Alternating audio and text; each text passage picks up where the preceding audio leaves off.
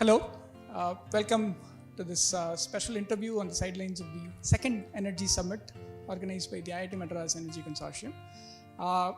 We have a special guest, Dr. Vikram Rao, Executive Director of the Research Triangle Energy Consortium from the United States of America. Dr. Rao is a distinguished alumnus of IIT Madras and is an alumnus of Stanford University. After a long career in the oil and gas services industry, he retired as the Chief Technology Officer of Halliburton Company. And after that, he has been with RTEC as the Executive Director. So thank you, sir. Thank you for joining us today. Yeah. And so the first question I want to ask you is, could you tell us a little bit, for the benefit of the audience, about the origins of the Energy Consortium at IIT Madras? Yeah, so for some time now, some alumni, some of us have been wanting to encourage IIT Madras to set up an energy center.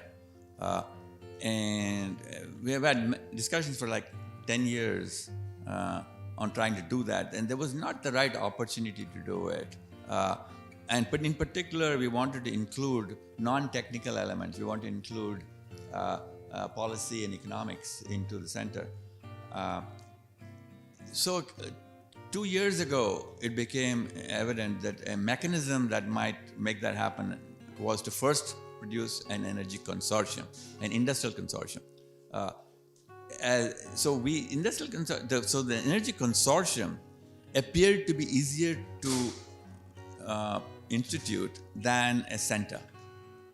So it was just an opportunity, and then a few of us alumni got together, worked with the faculty, with Dean Raghu, and it took off. So it was, and now we still want Energy Center to happen, but not in a way taking away from consortium, which has its own role to play. Thank you. So this is the second edition of the Energy Summit of the IIT Madras Energy Consortium, and you were here for the first one as well. I would like to hear from you your impressions from the first meeting, and now we are in the second day of the second meeting, and what has changed and how are we moving forward?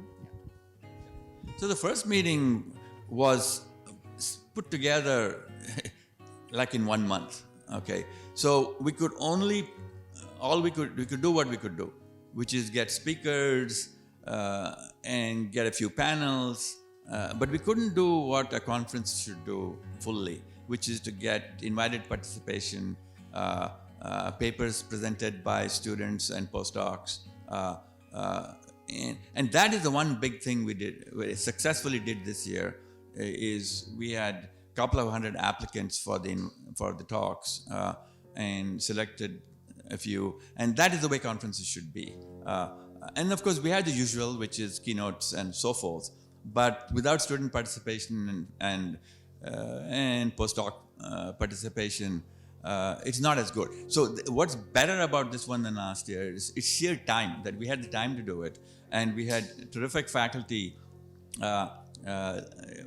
Led by Satya and Dr. Himanshu and Swapna, that put the toil together to get it done. So they simply had time to do it right. So I think this one's better. Yeah. Thank you. Yeah. The next request I have is for the benefit of our audience. Could you tell us what are the central points from your plenary talk yesterday, if it's okay? Yeah. Yeah, so the central points from the talk are really premised upon a book that Chris Gould and I just wrote called, what did we end up calling it? Right, Carbon-Free Power. It was originally going to be called Nuclear Reactors or something. So it's called Carbon-Free Power, subtitled The Role of Small Modular Nuclear Reactors. The shift, I mean, if you ever write a book, you will realize that it never ends the way you started. Once you're writing, you learn so much that the content can sometimes change significantly. That's what happened here. So the book became more about carbon-free power than just reactors.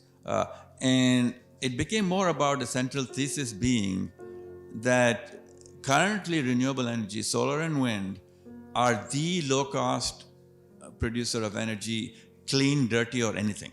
Okay, so because they are the low-cost producer, they've become the, I'll call it base load. It's a bad term for this, but anyway, they can become the basis for any grid that wants to be, and so that's the good news. The not so good news is that the capacity factors are low. Capacity factor means the utilization of capacity, okay, are low, no more than 30%. So that means, so now there's a gaps, and there are two types of gaps. What's called diurnal gaps, which is day-night gaps, and then seasonal gaps. And both those, the diurnal gaps are being filled by batteries reasonably well for a reasonable cost. But the seasonal gaps, there is no cost-effective way to do it. And the book is about filling the gaps. And that one way to fill the gaps is small modular reactors. And we believe the other way is enhanced geothermal systems. This is a bit different from the geothermal in Ladakh and Iceland and so forth. It's a more modern way of doing things, more scalable.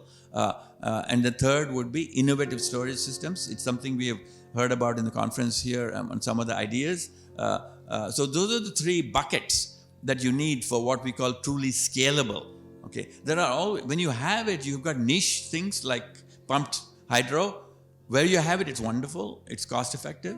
But for scale, if you want to make a huge impact, you have to do these other things. Right, yeah. Thank you. So that takes us right into the probably the major theme of the summit, and also the book, which is getting to net zero. I mean, the book talks about this transition through SMRs, so small modular reactors and geothermal plus storage, probably becoming the solution by the mid of the next decade or something like that. And the transition itself will be through shale, or the gas from shale. So the second edition of the book, where you had added the most important oil component in the discussion, came out in 2015, if I'm not wrong. And it talks about all aspects of the shale, which is the engineering and technology, the production aspects, the environmental aspects, the policy, and energy security. Has there been any major technological advancements in the last 7 years in the shale scene? Yeah. So now you're talking about my first two books, not my last book, okay? Which were on shale oil, say gas first and then oil. And so your question is, have there been any major advancements in the shale sector? The answer is not really, but the one advancement that is made, and which is relevant to another thing that I want to talk about, is that they figured out how to do basically mass production of the wells. Okay, they figured out that once you can drill 2 wells on a location, pad drilling. Okay, exactly. It's called pad drilling. Okay. Now, we've done it for a while, but we have perfected it. We've perfected using AI principles and AI principles for what? How do you use AI in the field? It is basically logistics, to improve the logistics, get the material for the lowest cost at the right time, and that sort of thing. Okay, which is known in other industries. It has been brought into this one. So the result is that we can expect that anything you do with drilling, and I'm going to say one of them, which is geothermal energy, if you're already doing it for a certain cost, you could expect that cost to come down 30-40% when you multiply it. That is a learning from shale. Okay, and where I want to apply it is to geothermal energy. Where carbon sequestration in these wells, is that? Exactly. He's saying also for carbon sequestration. Exactly. So one way to sequester carbon is to put it underground into some sort of formation, either saline aquifer or mineralize it in basalt. There are many ways to do it. But you're exactly right. If carbon sequestration, geologic sequestration becomes an industry, then yes, shale has taught us how to increasingly reduce the cost. Increasingly reduce is a terrible way to put it. How to progressively reduce the cost. But you had also anticipated, as a sort of a consequence of the explosion in the shale scene, that developments in the renewable sector might slow down, or there might be a pushback because there's cheap shale available. Do you think it's still applicable today, or we have come past that? Yeah. Here's what's going to happen. I think in the book I discuss it a little bit, that what is the future of oil and gas. I think oil will decline faster than gas. Okay, and the reason is part of the deal will be demand destruction, and the demand destruction for oil will come primarily in the automotive sector, in transport sector. So I expect that in the transport sector, with electrification, hydrogen or whatever, or methanol or whatever, less and less oil will get used. In fact, Shell Oil announced that in 2019 they voluntarily plateaued their oil production. Okay, in other words, after 2019, every year they were going to reduce their oil production. Okay, there's a reason for that. They must know that there's demand destruction coming. Okay, so oil will have demand destruction coming. Gas will take longer for the one important reason. I like to say there's an inconvenient truth, which is that every time you put a solar installation, you are causing a natural gas installation to happen. Why? To fill the gaps. 90% of the long-term gaps are being filled with natural gas, okay, or with some fossil fuel. All right, and we know we're exploding solar and wind. So that means we're exploding the demand for natural gas, which is part of what's happening in Europe today. Okay, that natural gas is being used so much even for power production. So natural gas will be here for quite a while until these alternatives for filling the gaps happen. And so one of the things I said is, the next 15 years, expect fossil fuel to be in considerable demand until these other gap fillers, as I call them, come into play, and they won't do that quickly. Scale, I'm talking scale. Yeah, you'll have one or two, okay? So what should happen? Carbon capture. So natural gas is less CO2 production, no doubt about it, but it's still there. So we need to do carbon capture. But natural gas itself will be around for decades. Yeah. So what does it imply for countries like India without a lot of natural gas resources? Yeah. So for India, there are two or three possibilities. One is you could look at prospecting natural gas in what's called gas hydrates. IIT Madras is doing some work in that space. But I expect that to be a small play. Okay, I think the big play will be in biogas. There's a lot of gobar and so forth that is being used for purposes which could be converted into making methane, and then you can make syngas with it and make hydrogen or whatever. So biogas is one source, either from wood or from, mostly I would say, from waste, animal and human waste. Other would be coal. So India, you can easily gasify coal and then capture the CO2. But you have to get serious about carbon capture and storage. Okay. Thanks. The next question is, I'm specifically asking so that my friends in internal combustion engines doing research in IC engines will have something to think about. Fuel flex vehicles, you had discussed this extensively in your book about exploiting the higher octane number of methanol, ethanol and natural gas, and going to higher compression ratios and bridging the gaps. Do you think it's still relevant in US context? Absolutely relevant. There's been some reluctance to do it. You've seen the numbers in the book. I mean, you know that if you methanol, you add enough methanol, you can raise the compression ratio.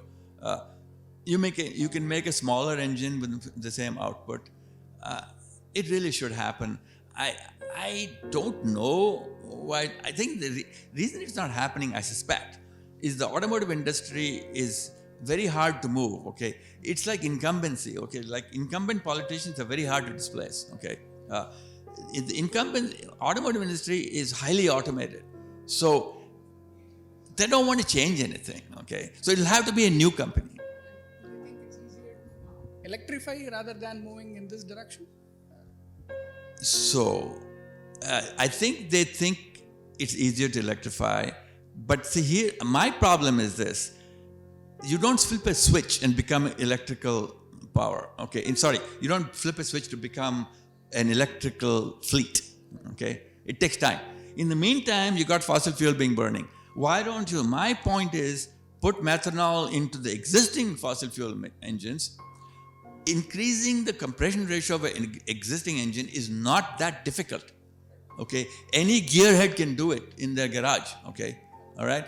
So at least just do that. Just increase the compression ratio to get 15-20%, and anything we can get is better than what we're doing. So I'm saying until the EV future comes, on the way, our gasoline or diesel powered, so in the case of diesel would be DME, should increase. Well, diesel is hard to increase compression. Let's not go there. Let's talk about gasoline. Okay, just increasing compression ratio from the current 8 to 9 to 15 or 16, which is possible, should be the way we get until we get electric vehicles. Right. Yeah, and maybe hybrids can be on the path. Yeah, hybrids are a path to transmission. One part of me doesn't like hybrids. Okay, the part that doesn't like hybrids is it encourages people to think that they're doing electric. I would rather go all electric when I can.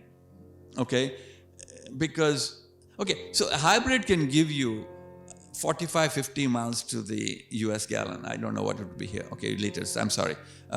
An electric vehicle, I did the calculation in the book, is about 115. Okay. So it's much more, but that's not the point. Electric vehicle. So I consider hybrids like training wheels for electric vehicles. Okay, it's a good intermediate scheme, but the goal should be all electric. Right. Yeah. Thanks.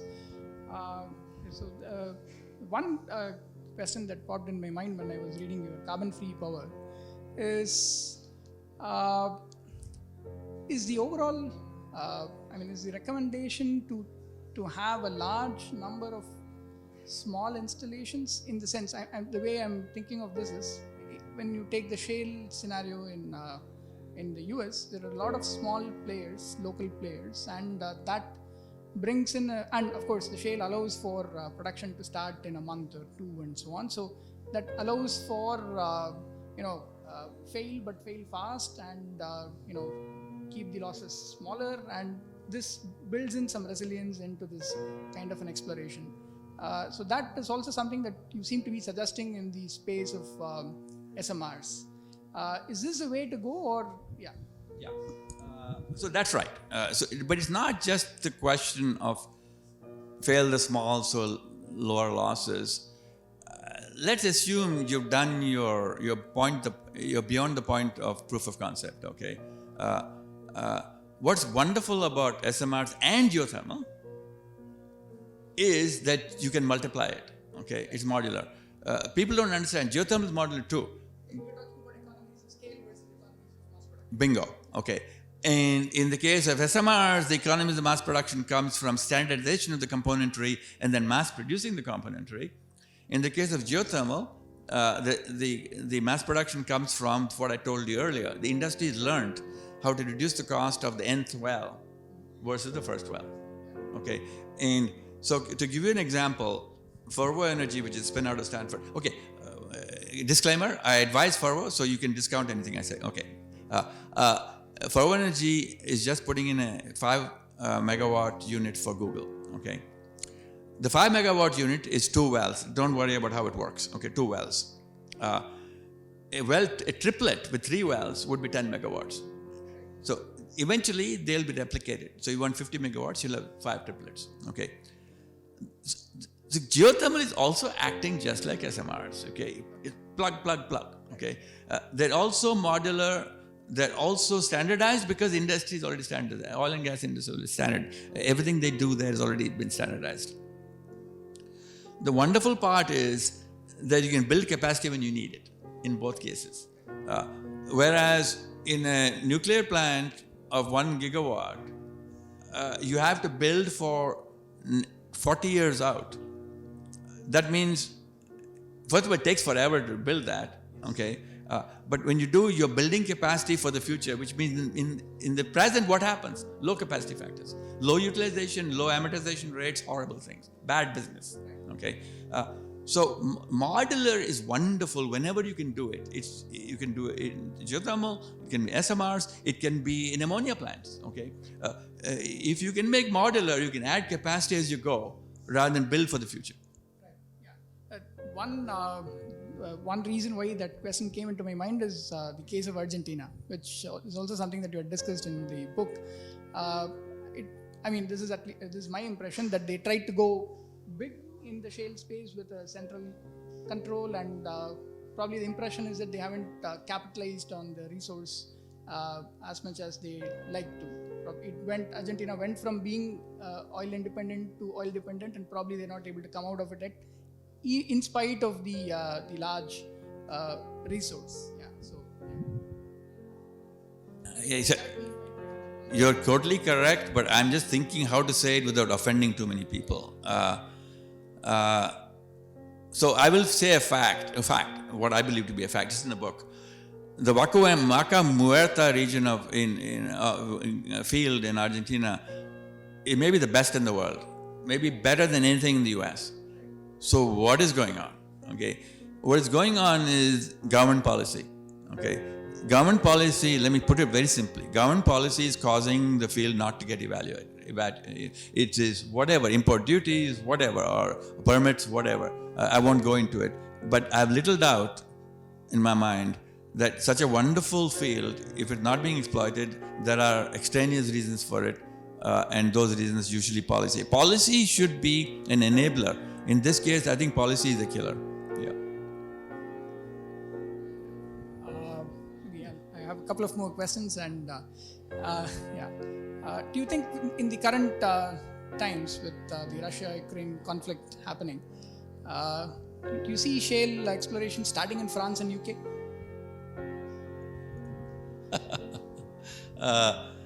It should, because so France is a funny one. They abolished shale, hydraulic fracturing basically, and yet I looked at in June, they were the highest importer of LNG from the US, and guess what produces that LNG? Fracturing. But then Germany is the same. They have they've stopped permitting nuclear reactors, but they get a lot of power from France, which is 70% nuclear. Governments do strange things, okay? So should they?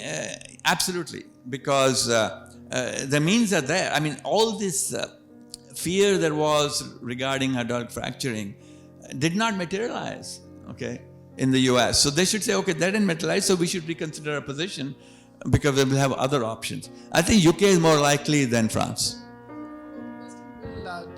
The oil majors push for this now that they have the know-how and the technology, and also the environmental aspects of disposal. No, the oil majors will not push for it. In my opinion, okay. In my opinion, the oil majors will not push for it is because they already have the sources at costs they know about as much as they want. See, what happened in the US during the pandemic is a number of the small players went bankrupt. The majors came in and bought up those properties. So those people are sitting on excellent properties. They don't need to go find new ones in France and UK, and they won't do it. They have enough where they need them. They have plenty. They won't do it. Okay. Let me switch topics, and as an academic, I'm an academic in an Indian educational institution, and what do you see as the most important thing that academics in this domain should be looking at from a global perspective, from an Indian perspective? Yeah. I think academics should watch the energy space and say, which are the areas that fundamental improvement will make a difference? Okay. So one of them may be how to improve the economics of electrolytic hydrogen. Okay. As an example only. I think academics should watch that space and try and understand where are the places where fundamental or even applied research, but research, a low TRL level, can be done and yet make a big impact later. Okay, academics should resist the temptation to immediately jump to something that works now. Okay, you are better positioned with PhD students and so forth to do, I will call it fundamental, but research, but direct the research to something that's likely that you already know that if successful will make a difference. Right. Yeah. Thanks. My last question is, I know it's very difficult to predict what will happen in this space in the future, but I can't resist my temptation to ask, what is your predictions for, of course you've made predictions based on SMR and geothermal as being a major player in the middle of the next decade, but have you thought of other scenarios, again, from a global point of view and Indian perspective? Yeah. Well, India and global is a bit different. As I said, in the global perspective, I think I'm hoping that governments will notice this point, the gap minding, and the importance of those three sectors I mentioned in the book, and that they step up and improve the acceleration of that through proper policy. And policy doesn't have to mean give away money, okay? Remove hurdles, okay? In the case of SMRs, reduce the time to permitting, things like that. India, I think, should concentrate on a couple of things. One would be to get more blue everything, blue hydrogen, use coal-based fuel, but that means carbon capture and storage. India should get serious about storage. There's not much going on. So the one thing the Indian government can do, I think, is enhanced storage mechanism. What does that mean? It means try and probably conduct studies to say which are the best areas for geologic storage, and then set up CO2 pipelines for it. Okay, CO2 pipelines are inexpensive if you do it in advance. This is what governments can do. Okay, I was talking to an investigator here, eminent, a good scientist who said, "Oh, it costs so much to transport CO2." I said, "No, if it's a pipeline." Okay, it's done at thousands of meters in the US today. So, but that's sort of governmental thing. Okay, so I think so the best thing the Indian government can do right now is to enable CCUS. The capture part can be handled by technology brought from somewhere or improved or whatever. But the transport and storage part, they need to do something to push it. Right. Thank you very much, Dr. Rao. I would also like to thank the Energy Consortium and Dr. Nikhil Tambe for setting this up, and thank you everyone. Yeah.